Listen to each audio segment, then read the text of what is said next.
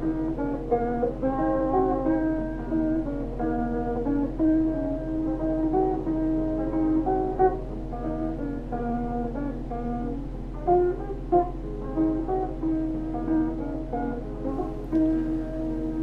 and welcome to another instalment of our occasional podcast called I Wish I Hadn't. I'm Dave Hill. And I'm John Wyatt. As you can tell from our names, David or Jonathan, we were born in the 1950s, so we've had many years to accumulate embarrassing moments which we now feel happy to share. The dictionary defines regret as a sorrowful remembrance, a sense of loss. But we're not in the business of sorrow and loss here. We're dealing with those things in life that we might wish had been otherwise, but which we're now prepared to own up to.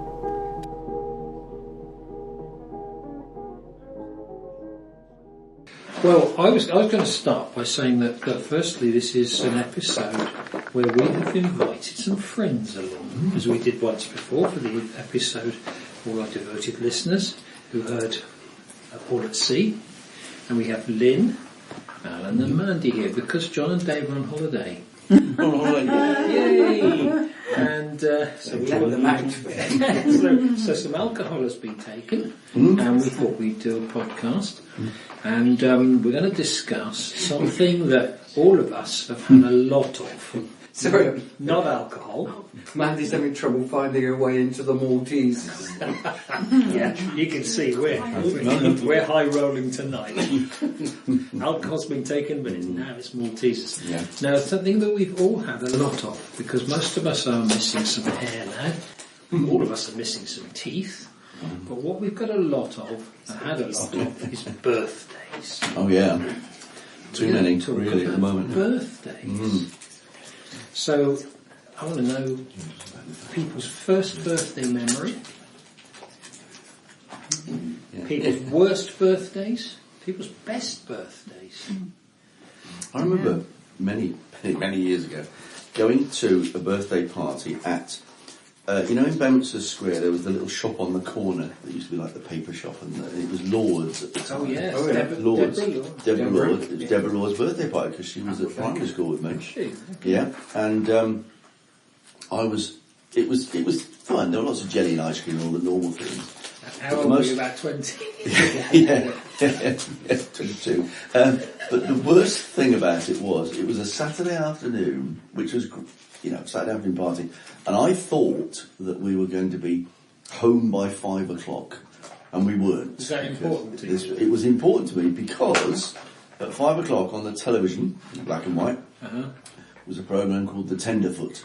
I remember The Tenderfoot was a cowboy, and I loved watching The Tenderfoot. And I was disappointed, and I didn't enjoy the end of the party because it went on past 5 o'clock. And I missed that particular episode of The Tenderfoot, who, I don't know if you remember, used to drink sarsaparilla, which I thought was a whiskey. I thought, hard-drinking cowboy. Turns out it's like a lemonade, apparently. I was on to Deborah Lord's party, I think. Well, yeah, but the age I was about 9, I suppose, and I wasn't really interested in Deborah Lord until much later on. Do you remember Deborah Lord? She was at our wedding. Was she? Yeah. She was. Yeah, she wasn't invited, but she was. She had a habit of doing that, didn't she? Shouting, it should have been me. Yeah.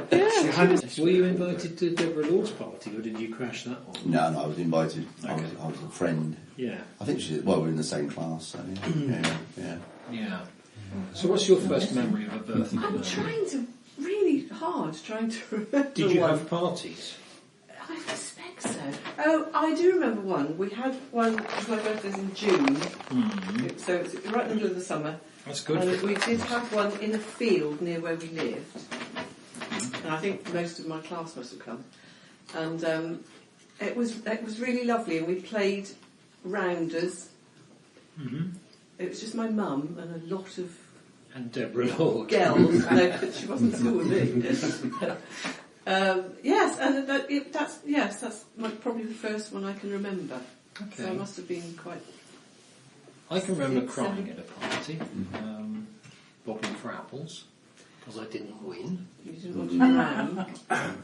I was about 20 then,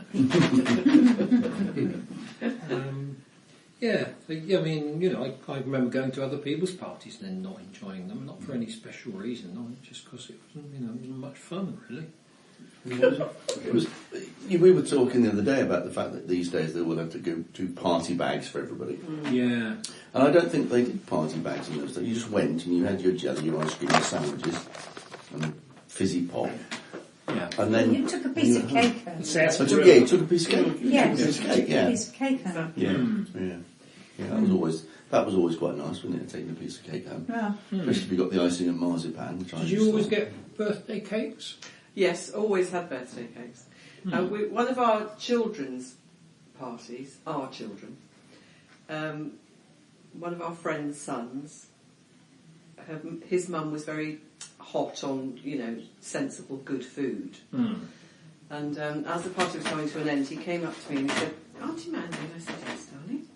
He said, "If I don't take the cake, can I take some white bread home?" Poor little thing. I said, "You can have cake and white bread." Cake sandwich. Just hide it in your pocket, so your mum doesn't see it. Yeah. I don't remember many parties as a kid. I don't think we had sort of lots of birthday parties. I remember my 30th birthday party, which was in you were Brighton. still a kid then. Yeah. Yeah. And What was special about that? Well, somebody bought me, I don't know, was it the kids bought me that huge inflatable banana? As you do. As you do. Yeah. So we had some fun at home, sliding down the stairs with that. The banana. But then it just so happened that on the area called the Level in Brighton, they were having what was then deemed, it ran for a few years, Brighton's Urban Free Festival. All right. Which, it was quite good fun. There were, a few local bands playing, and they were up on a proper stage. It's actually a good, reasonable sound system. Talking 80s, aren't we? Yeah, it would have been very early 80s.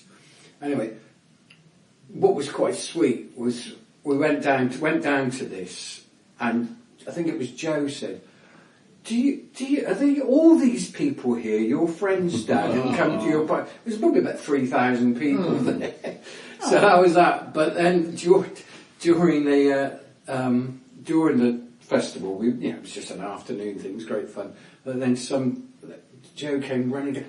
Dad, somebody's nicking your banana. And some rather inebriated gentleman was just about to scoot off with my banana, but he gave it back. Well, after he'd been chased by other Have you still got your banana? I think it went some time ago. Bananas do that, don't they? Yeah. That was quite nice. It was a nice birthday. We had good fun. What was the worst age, you think, to be? Ooh. For parties or just worst Well, age? for birthdays. Yes, Birthdays. just generally for birthday, the worst age to be. I mean, you could say last week, couldn't you, really? But, was there a particularly significant Lynn and I were age? talking earlier about how 13's a tough age It's for terrible for a girl. teenage girls. 13? 12, 13, 14 it can be a terrible time in a You're young finding girl's your life. place and finding your tribe, and it can be quite hard. 13. Okay. Yes. Yeah. Oh, What about you? I don't think so, particularly. I didn't like being 50. Didn't you? No. I think something about the 5. Don't like the number 5. Okay. We were Never minded being 40. Haven't really minded any other age. 50 just seemed kind of, I don't know. It tips over into something, doesn't it? I think the 0 birthdays, you tend to worry about them a bit, and then they come along sometimes, and you think, well, I don't particularly feel any different than I did at something 9, You soon get over them. don't you? Yeah, and I suppose you're just aware that you're having more of them then, aren't you, really, that they're ticking over. And So, if you could go back to any age, what age would you go back to? I think 28. Would you? It's funny, I say 28 too. Yeah. If somebody says to me, how old are you? I'd want to say 28 first of all. I have no idea why. Really? Yeah, it's No exactly idea the why. same but age that I must have say. been quite happy then, I think. Yeah. Because it's, I don't think I particularly remember 28 as being, it's just a kind of mental age I have. Yeah. Maybe you feel old enough to be reasonably mature, but still in your 20s. Yeah. You're not over 30 yet, sort of thing. Yeah, I Which could be suppose that's a bit of part a, of oh that, God, isn't I'm it? 30, first of all. Yeah, no, it's... I did like my 30s. I think 30s are... I didn't particularly enjoy being sort of 15 to 17-ish. I always thought it was a bit of a sort of an in-between time, and you were aware that examinations were coming up and you had to make choices and all that sort of business. So. Yeah. But all of a sudden you were having to grow up a little bit and be that little bit more mature than you were when you were 12, 13, 14, It was just football and cricket and music, and it didn't really matter then, And then all of a sudden it was like, you've got to be serious about things, and all I did then was think about football and cricket and music. Yeah. I remember my parents organised a party for me on my 21st, and I was really pissed off about it. I really didn't want them to do anything, and they invited lots of people, and I just didn't want to make a fuss of it somehow. And I was very ungracious about it, which is unfortunate, really. Which you regret now. Yeah. Well, I think I do a bit, yeah. And it was okay on the day, but they'd actually had cards printed up, that they were sending out to people. Please come and help Jonathan celebrate his 21st birthday. Carriages at midnight. Yeah, I really didn't. Is it still a big deal, 21 now? Shouldn't think so. Well, no, 18 sort of seems to be a bit more of a thing. But it was, but in our time, 18 wasn't the thing. No, it was 21, wasn't it? 21, wasn't it, really? Yeah. Yeah. So I just think because most things that you were, stopped from doing earlier, you were allowed to do when you were 18. Yeah. 21 could key of the door. But I don't know quite what Can you remember? Well, that meant you could have your own key to the parents' door, not your own door. So you could come and go from your parents. Can you remember the excitement of being 17 and thinking you could learn to drive? Well, I didn't at that point. Oh no. I didn't learn to drive till much later. I was riding sort of scooters and motorbikes around sort of 17 to 18 and coming off of them invariably within about 2 weeks and breaking or something. Yeah. I think, you say about exciting, learning to drive when you're 17, it was exciting until I then got to about 25 or 26 and still hadn't passed my test. and I was actually thinking about it this morning. I think I was about nearly 30 when I actually finally passed it. How many did you take? I took about 4, I think, something like that. The last time we were in Dorchester, I pointed out the junction to you, didn't I? Where I failed my first one. I was indecisive and didn't go, and then stopped, and I was halfway across the road, and I remember I came to Dorchester with you for one of them. Yes, yeah. One of the ones I failed, yes. Yeah, one of the ones you failed. Did you take yours at 17? Yes. Did you? Yeah. Pass? No, I failed the first time because I didn't have any lessons. Oh. My dad taught me to drive. Okay. My dad had never had to take a test because he learned. I don't think in my the dad army. did. In the Yeah. army. So he taught me all the wrong things. Yeah. Drive with your feet and operate the pedals with your hands. So I failed the first time. Then I had 2 driving lessons, and I passed. You're second. joking. No. When did you pass yours? I had 3 tests. But I was 18 when I passed it. Were you? I was 34, but I didn't take lessons until about a year. I was before. terribly nervous when I took my first test.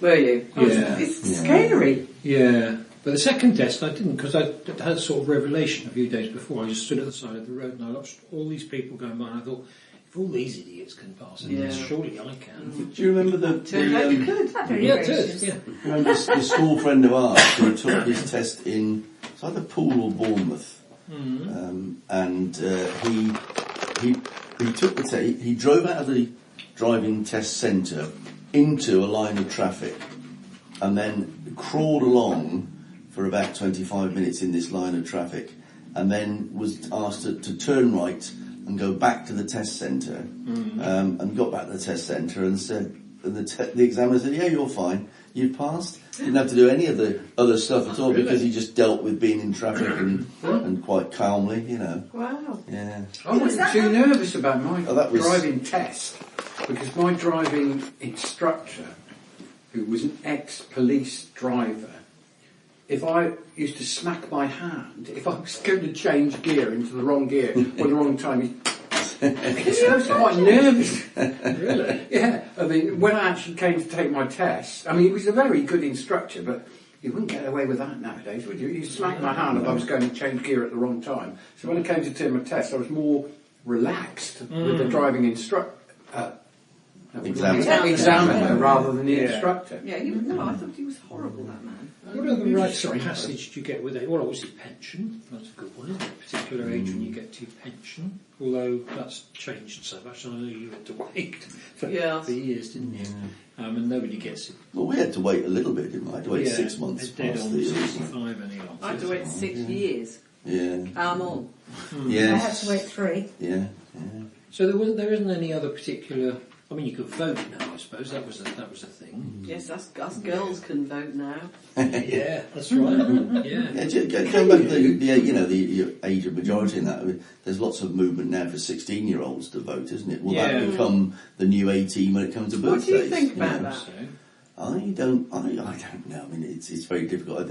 I think as with any age, there are people who shouldn't have the vote because they don't know what they're doing. But you wonder if people at 16 have had the experience to be able to make a decision that's as important than that. Yeah, but I don't think they've had the experience to have babies and get married, but they can. No, that's true. But then look at all the idiots who are 70 and 80 and still vote. Absolutely, I guess it depends where they're getting their information from, though, isn't it? Doesn't it? Yeah. I think it might encourage them to be more sort of responsible. Maybe it would be good, wouldn't it, if they think about it a bit more. If you could get the message across that this is something very important that you're doing, it's not don't take it lightly sort of thing. Yeah. Think about it. Yeah. But you saying earlier you had a surprise birthday, one of you. So I can't remember what the number was, but it was a few years ago. And so my niece and Alan and the boys and the girls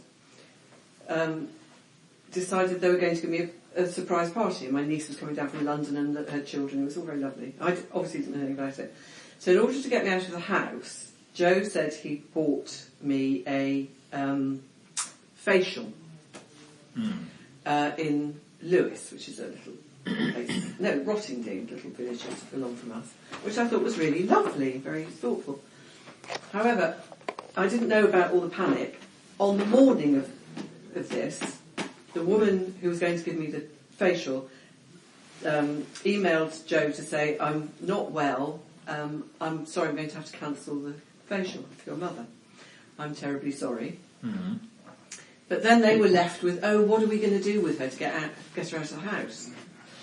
So they then managed to get me a nail appointment in Brighton. So Alan had to take me into Brighton to get me out of the house. So because they wanted to decorate the garden and put all the food out.